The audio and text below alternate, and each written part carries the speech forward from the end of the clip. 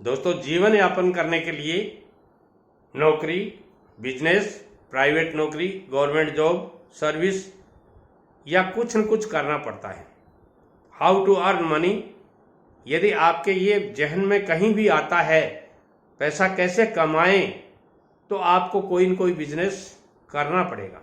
और बिजनेस किसी भी तरह का किया जा सकता है।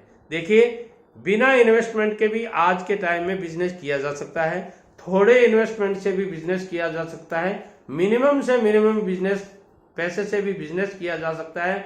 आपके पास कुछ नहीं है, घर बैठे हो आप, घर बैठे भी आप कोई बिजनेस कर सकते हो। एक नहीं, लाखों बिजनेस ऐसे हैं जो आप घर बैठे बिना पैसे के, बिना 1 रुपया इन्वेस्टमेंट किए घर से कर सकते हो।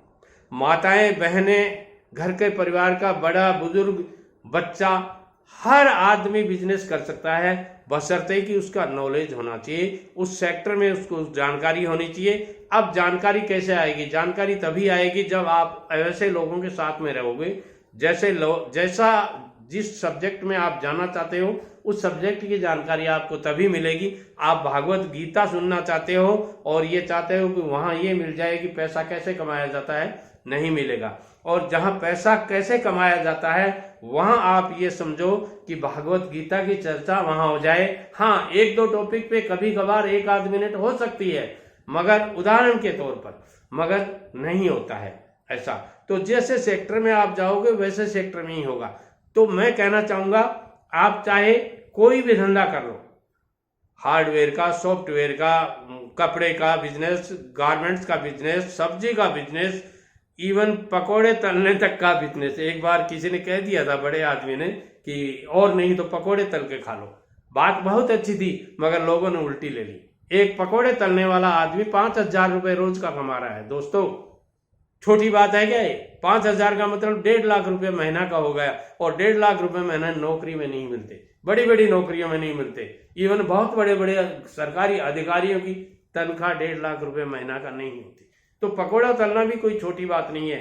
एक कंपनी का कोई सीईओ था, वो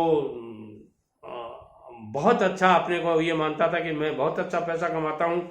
उसी की ऑफिस के नीचे एक समोसे की दुकान थी।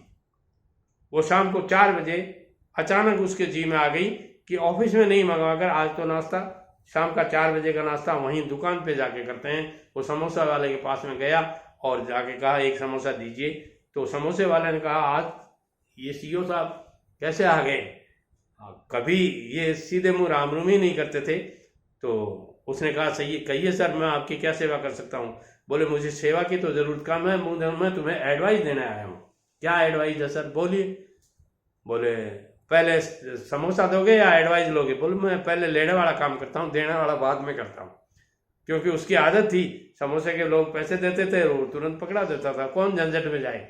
ऐसे ही बिजनेसमैन ऐसे ही होते हैं, जो पहले अपनी बात की सुरक्षा करते हैं और दूसरे की बात की बाद में करते हैं। तो उसने कहा, पहले मुझे एडवाइस दे दीजिए। बोले, मैं तुम्हें ये पूछना चाहता हूँ कि ये धंधा कब तक करते रहोगे? बोले, क्या मतलब?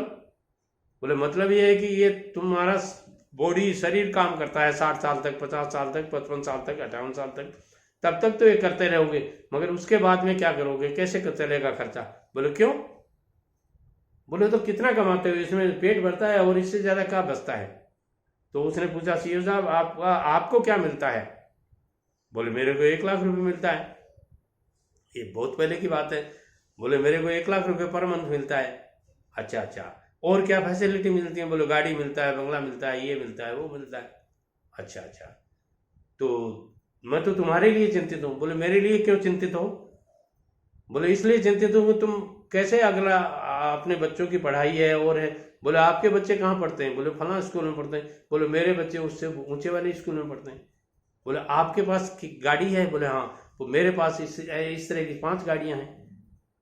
ये आपने कैसे कर दिया? तो बोले, फिर तुम इतना क्यों खटते हो? बोले, इसलिए खटता हूँ कि मेरे ये 7 दुकानें हैं ऐसी, और 7 दुकानों पे मैं जाता हूँ, और जो ही यहाँ आता हूँ मेरे ड्रेसिंग रूम में, यहाँ दुकान में भी मेरे ड्रेसिंग रूम है, वहाँ कपड़े चेंज करता हूँ, यहाँ लग जाता हूँ। ये दुकान मेरी शुरुआत की दुकान है, इस दुकान में मैंने शुरू में ये धंधा किया था, इस दुकान में मैं खुद खड़ा रहता हूँ, और बाकी दुकानों में मैं सेठ जी बन के जाता हूँ।